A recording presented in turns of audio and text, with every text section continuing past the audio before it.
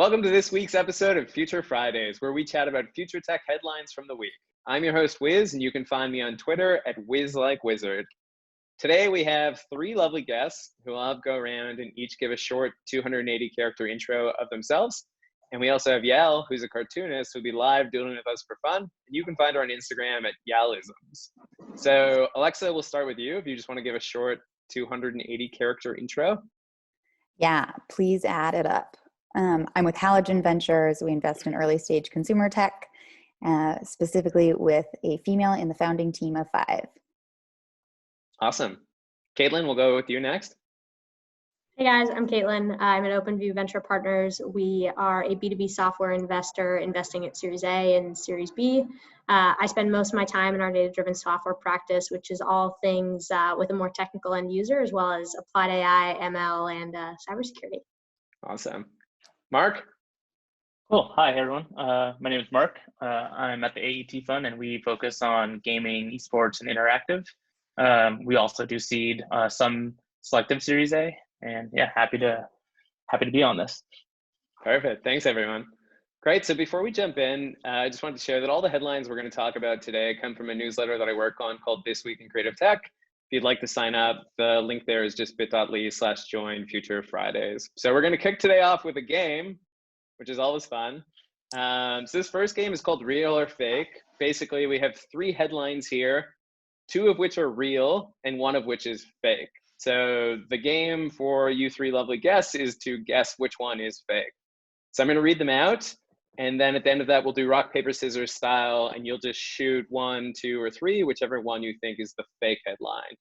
So first one here is, NASA confirms that Tom Cruise will make a movie on the International Space Station. The second one here is, Burger King offers free Whoppers for those who use its billboards as Zoom backgrounds. And the final headline is, doctors concerned about TikTok dance challenges as injuries related to the social platform increase. So we'll do rock, paper, scissors, and then shoot on 3, and then just hold your hands up. This first round is going to be worth 5 points, and there's going to be a really awesome prize at the end for the winner. So hands up and we'll go. Rock, paper, scissors, shoot. Oops. Okay, so we've got Alexa 1, Mark 3, and Kaitlyn 3. So the correct answer, the fake headline, is in fact 3, which means 5 points for Mark and 5 points for Kaitlyn. Yeah, the fake headline is, doctors concerned about TikTok dance challenges as injuries related to the social platform increase, which actually sounds very believable, and I'm sure there's been injuries. Awesome. So we'll move on to the first headline. So first headline for today is, move over Zoom. This magic interface is the future of video conferencing. So obviously we all know that Zoom has exploded since we've all started working from home. But when we do go back to the office, many of us actually will probably end up continuing working from home. Twitter just recently announced that they're going to allow everyone, whoever wants to work from home indefinitely. To counteract Zoom fatigue, a design firm called ArcDesign has come up with basically an artificial window, which is what you see here in the slide. They're very creatively calling it the square. Basically, this LCD screen would go on a wall next to your desk, very similar to like a TV. And the idea is that when you raise the shade, you'll be able to see a coworker or 2 working right next to you. So the frame has 4 small cameras embedded in the frame, which create a kind of cool 3D version of your coworkers instead of sort of like the flat Zoom frame that we're all used to. And then the idea is that, you know, using the window, you'd be able to do meetings, etc., or be able to just sit and like work next to your coworkers as if you're in the office. So first question to you all, are we using technology in a way that actually leverages the benefits of working remotely, or are we just recreating all of the annoying things of the office, like distractions? Yeah, I 100% think it's the second one. We're seeing a ton of these, especially right now. You know, a lot of these work from home or collaborative workspaces platforms are coming out and raising on the backs of like a really, really strong past couple of months with COVID. And every single one that I've seen is really trying to just recreate the office environment at home. And some have like really good ways of doing it. There's a company called Tandem that has a super interesting like public conversations forum where you can have a public conversation and then someone else can drop into that chat in the same way you might overhear someone. And it's interesting, but I think ultimately if you try to replicate an in-person environment, you're just setting yourself up for failure from the beginning. It is inherently different. And I wish I saw more stuff that was trying to take advantage of the good parts about working from home versus just trying to like get as close as you can to recreating that office environment, because I don't think it's ever going to work. Yeah, I'm familiar with Tandem. I'm actually an investor in one of their competitors called Yak, which is similar idea, but asynchronous, which I think is the absolute key to remote work. I mean, for me personally, the benefit of remote work is not having to be interrupted by my coworkers, not being part of the distraction factory. So I think asynchronous is way more interesting. Alexa, Mark, curious to hear your thoughts.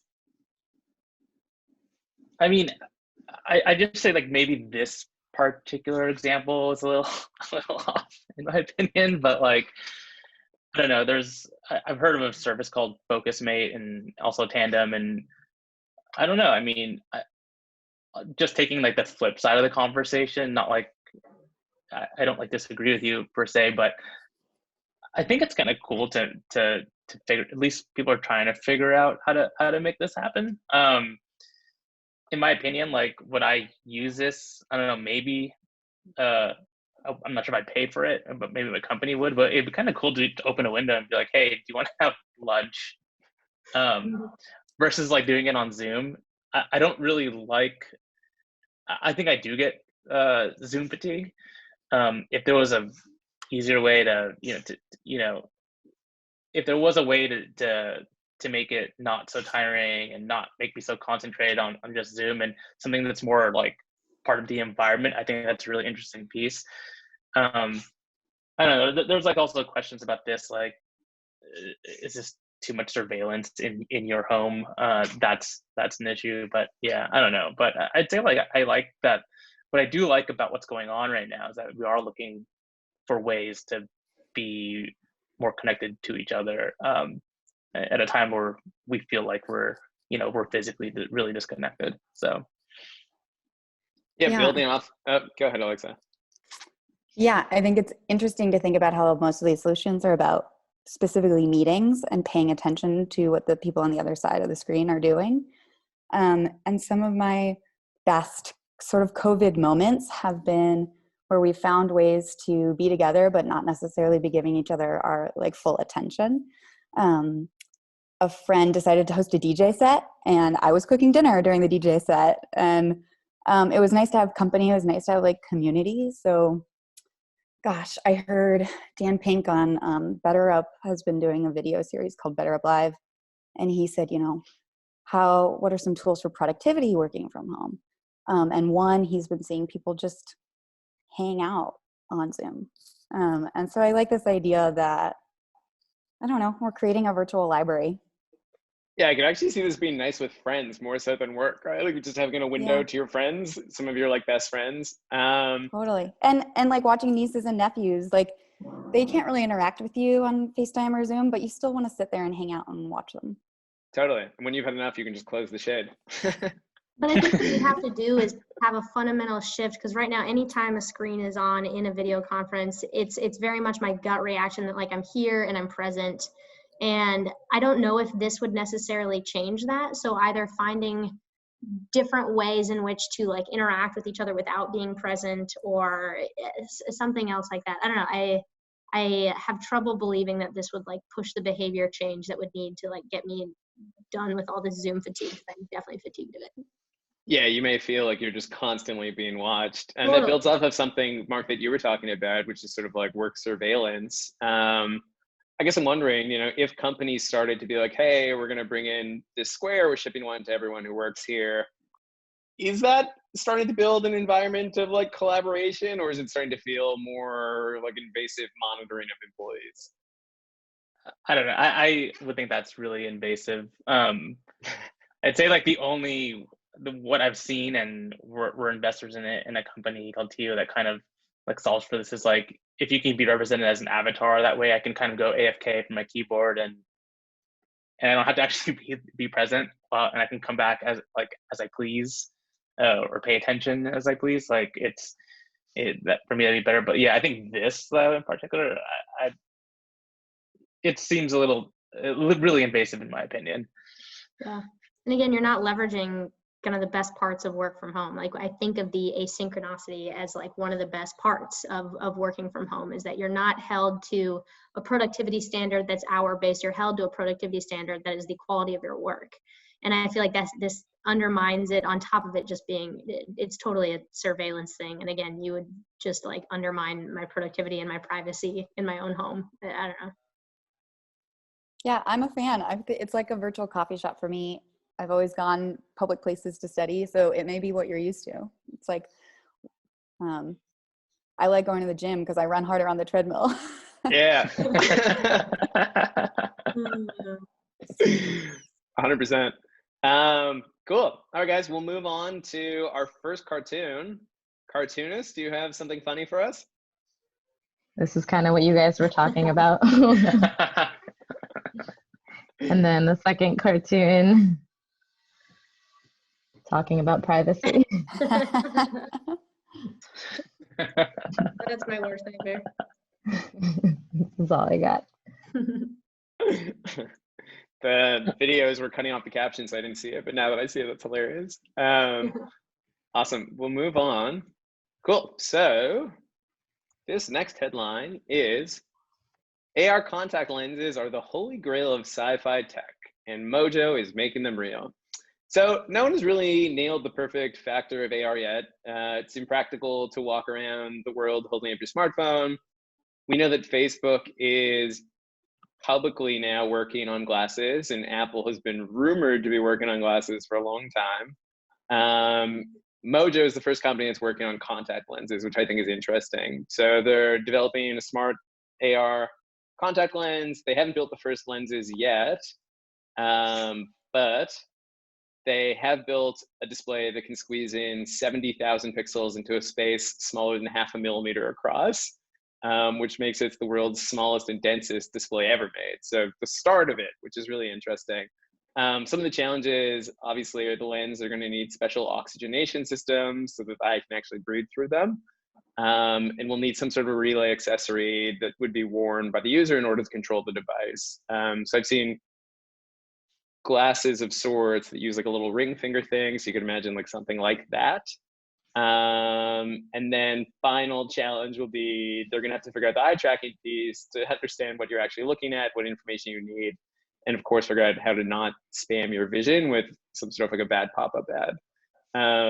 So question to you all, what do you think the future of AR heads-up display is? A lot of people think that glasses is the next step, but when I saw these contact lenses, I was like, wait, that makes way more sense than glasses. Because for glasses, you'd have to get everyone who doesn't wear glasses, which is 50% of this call, to start wearing glasses just to be able to get all the fun AR benefits. But contact lenses anyone could wear, even with your prescription glasses. Thoughts to you all? Sorry, is the question, what was your question? Is this like the future, or? What do you think that the format will take for AR heads-up displays? Will it be glasses like Facebook is working on, or do you think that it's more likely to be contacts like Mojo is working on now? Or just first thoughts on the company or the headline? Yeah, I like this idea, but as someone who has 20/20 vision, I don't know, when I see people put contacts on, it like kind of grosses me out. So, and I've never done it before, so I think I would actually prefer glasses, so I can just take them on and off. But when I see this headline and I look at this picture, I think like Minority Report, and I'm like, that's like super cool. I mean, I think obviously, like not obviously, but maybe in the first, for mass adoption, we're gonna have glasses, and then this will come next. But I don't know. I know like humans are kind of interacting. You know, there's like devices now built into humans, and there's a lot of articles that everyone here has probably read about people embedding like chips and things like that into themselves. We already do with our pets. So I think we're heading in this direction. But to me, it feels like invasive on my body to put something in my eye still. But I'm not like that population that needs contacts. So, Yeah. so yeah. See, I disagree that it'll go to contacts. I actually think it'll stop and start with glasses and headsets. Because to me, a contact implies this sort of need to have it always on. And what you ignore there is you ignore the use case and the fact that AR is not going to be equally as useful every single moment of the day. There's certain tasks that it's more useful for. There's certain populations that it's more useful for. And this is cool, but it kind of almost reminds me of like the early days of voice, the early days of smart homes, where like, we're just building this because we can. Like, we're just seeing how far we can push it. Like, let's go for it. But you're not actually being smart about the use case. So like when smart home stuff came about, just everything became smart, like regardless of the marginal benefit and how good it was. And like, just a ton of stuff fizzled out because it's like not actually that useful. It doesn't provide me that much benefits. When I think of like, if you applied AR to specific use cases, be that in manufacturing or like for certain populations, then you're not going to have these on all the time and not everyone's going to wear them. So I think it'll stay actually in headsets for some reason. Yeah, it's a great point. When I saw the contacts, I thought that, hey, this is way better than having to wear glasses, and this is for sure the future. Maybe they should skip over glasses and get to that. But from your point, I actually think that I agree with you. It's not something you'd want to wear all the time, and you wouldn't want to be like constantly, as Mark pointed out, jabbing into your eyes to remove your contacts and put them back in. And it's not something you'd want to wear like in bed at night, right? With like AR, like while you're trying to fall asleep. It's interesting. I was surprised that like there was so much pushback from the public referring to Google Glass wearers as like glass holes that around the discomfort being recorded, where there'd been so much excitement and hype around different use cases, and then most of the news stories that I recall were around like people having glasses ripped off their face and like fights in bars and restaurants where patrons weren't comfortable that they were being recorded in a way that I haven't really seen Americans so concerned about being watched. Like cameras are already on all around you. It was sort of bizarro that was the main effect that the Google Glass, like that was my main takeaway from Google Glass. And so originally I was thinking like, oh, maybe this is secretive enough that it somehow slides under the bar and doesn't create that sort of like reaction. But since there's that relay device, there's gonna be something that makes you look like a weirdo.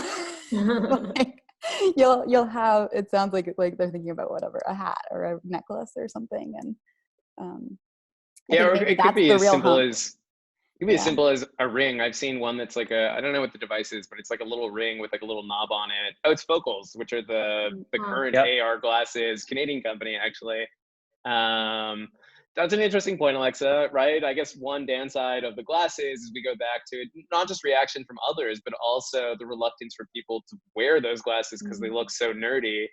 Focal's big selling point is like they kind of look cool, but they're still pretty thick. With contact lenses, no one would know. And like you wouldn't feel weird wearing them out of the house. You could just pop them in and like go about your day. Maybe there's something interesting there about it being better for mass adoption when it is something that's not so obvious on your face. Yeah. I mean, for maybe there's like specific use cases where like there would be some, like a more than marginal benefit for wearing contacts, like maybe military, maybe like CIA, like people who need to be discreet about it. Yeah. Awesome. All right, guys, we'll move on to the next game.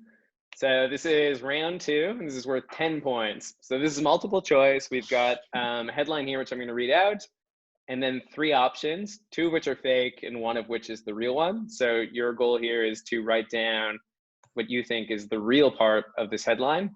So the headline is, Microsoft wants to mine cryptocurrency using your blank. So 3 options are step count, brainwaves, or voice. Just write down what you think the answer is and then give a thumbs up when you've written down. And then once everybody has given a thumbs up, we'll just show the answers to the screen.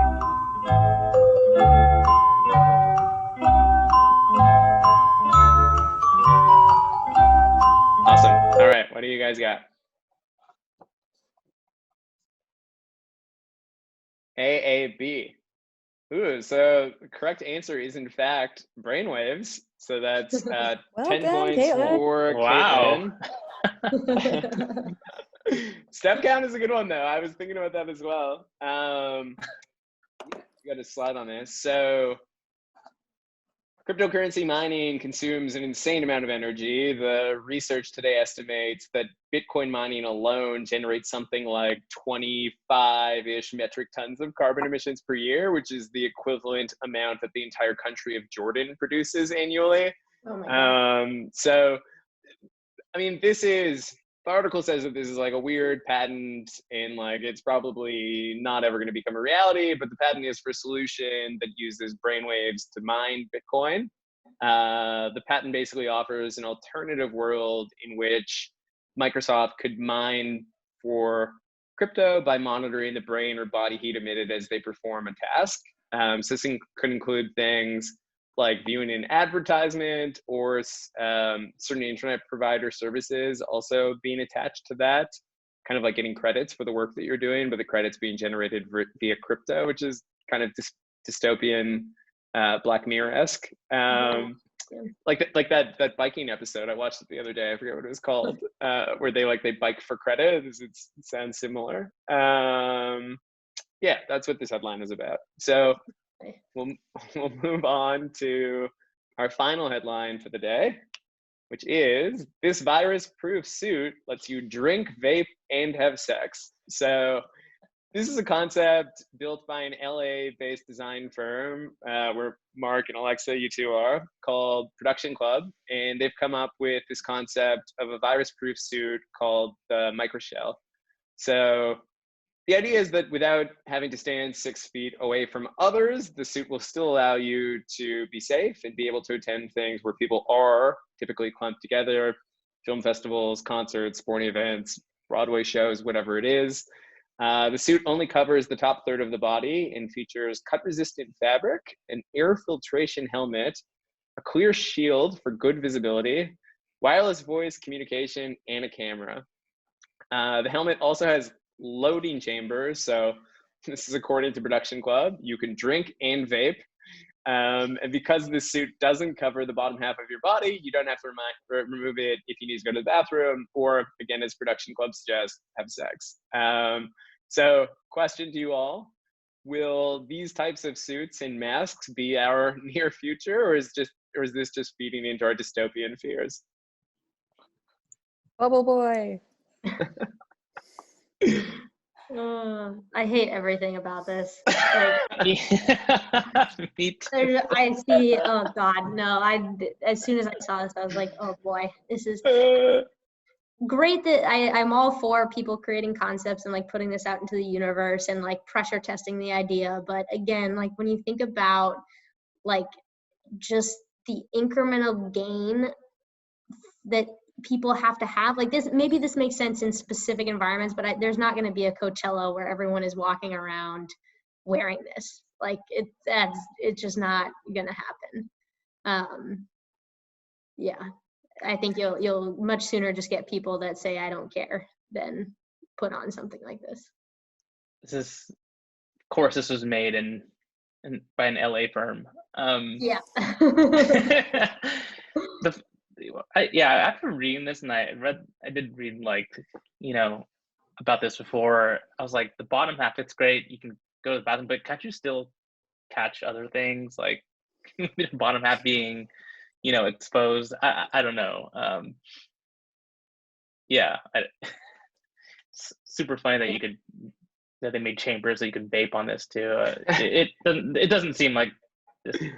This reminds me of that movie like Bubble Boy, or do you know what I'm talking about? Yeah, I'm like, and hopefully all these things, when this does settle down and get under control, like, is this going to be needed? I don't think so. Yeah, I feel like the pain of putting this on and like going out in public and it is not worth it's not worth the plus for me just to be able to go to a bar or something like that. Again, like maybe there's a world in which if you are just a super, super sick human and like couldn't go see your family like without something like this. Like there's people for whom the benefit is just so strong and that pull is just so strong that like, sure, they like don't care about wearing something like this. But for me, again, what do I have to gain from this? Okay, great. I can like, you know, go to a slightly crowded restaurant.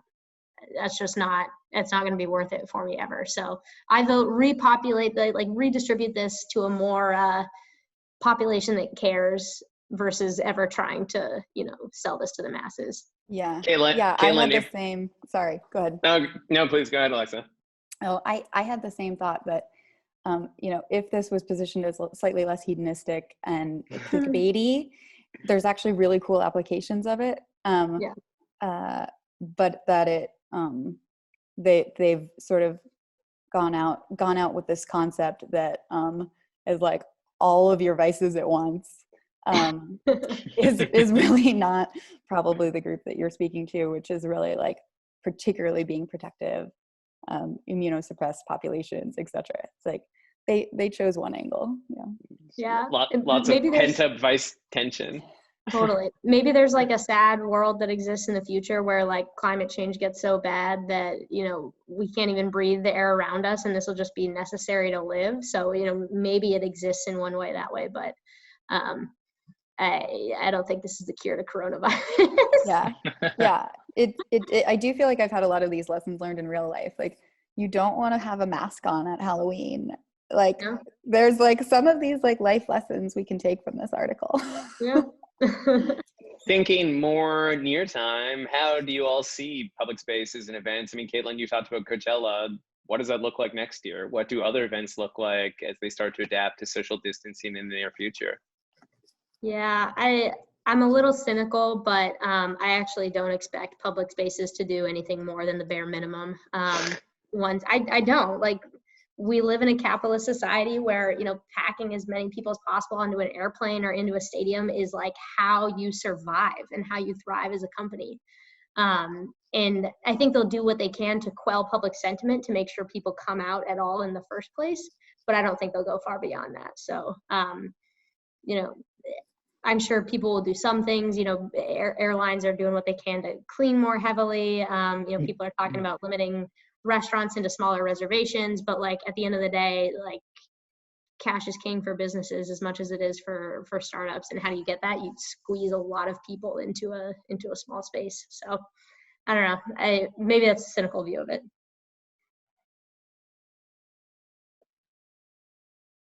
Yeah, cynical view, maybe. I guess thinking about another, you know, sad dystopian future that's not unimaginable, honestly, today. I mean, we've seen viruses morph and become super crazy. I mean, today we struggle with superbugs, right? Bacteria and antibacteria resistant bugs that are a result of our doings. I mean, a dystopian future where there is like a corona that's around like persistently, that's like terrible, is not so far unimaginable today. I mean, I could see a world in which like I would prefer to wear one of these things to be able to go out. Like I've been locked up for like 2 months so far and like it's fine, you know, like I can see what the next 6 months look like. But I mean, if it becomes like a multi-year thing, like I'd put this vest in a heartbeat. You wouldn't catch me vaping in it, but I'd be out wearing it. Yeah, I think there's probably room for some kind of like what I'm seeing people expand their COVID circles and their social circles. And so like what is considered sort of like I think this may become more like what our whoever is in your living situation or your COVID circle in general, it also becomes sort of who you're doing entertainment and outings with. And so I think you may see like concerts and things, but it's on a smaller scale and it's with these people that are sort of opting in to be part of something where you've all sort of agreed on what your comfort level is and your rules. Awesome.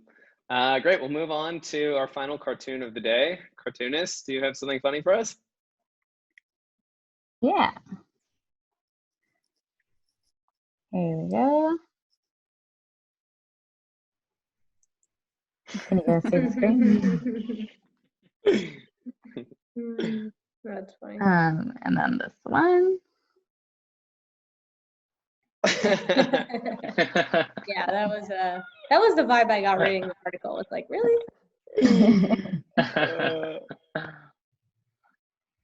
That's it. Awesome. So this round is worth 10 points, which Mark gives you a chance to tie with Kaitlyn.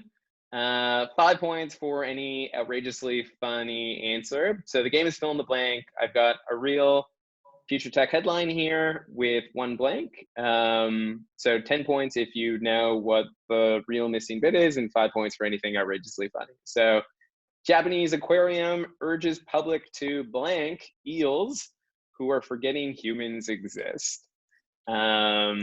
So go ahead and write down your answer, and then just give me a thumbs up when you've got the answer.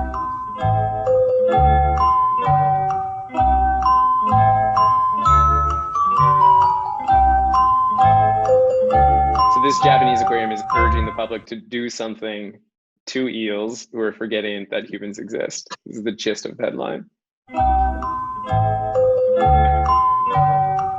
I saw Mark and Alexa looking a little quizzically.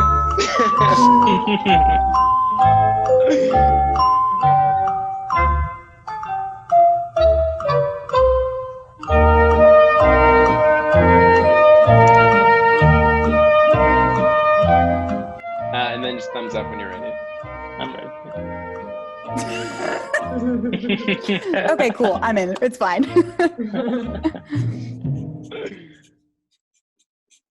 Cool. All right, cool. Let's see what you all have. Clap at, loudly scold, and eat. Is that eat? Does it say eat? Yeah. So you're all incorrect. Scold is really, I'm like rooting for scold. Yeah, scold was funny, but Kaitlyn, you probably already have points. Mark, I think eat is hilarious, so 10 points, or sorry, five points for that, which brings you to 10. So this headline is, in fact, Japanese aquarium urges public to video chat eels who are forgetting humans that exist. What? Of course. Yeah. So Pretty crazy. what this headline is about is that these type of eels typically do pop their heads out of the seabeds that they naturally live in to check for threats, but because they're used to being in aquariums, they aren't in a constant state of threat with humans because they're used to them. The problem is that the aquarium keepers are afraid that because they haven't seen humans in a while, they're going to forget humans being around and what that's like and start viewing visitors as threats when they reopen. So to help the eels reconnect with their admirers, the aquarium actually set up 5 tablets around the tank and have just asked people to zoom into those tablets so that they can like see people and be reminded. Yeah, That's funny. Very well awesome. So with 15 Wiz has points, the most fun job. with 15 points, Kaitlyn is our winner today. Congratulations. I'll email you after the show with details for your prize. And then just before we cut off today, this is where you can find everyone online. One more time. Thanks everyone for joining. And then last note here, all the headlines we talked about today came from This Week in Creative Technology, which is about 30 headlines a week that range from sort of current technology to emerging technology to like totally crazy future tech. And for those of you watching, you can sign up at bit.ly/join Future Fridays. Thanks so much, guys. This was really awesome. Super fun episode today. Thanks for having us. Yeah. Thanks for having us. Yeah.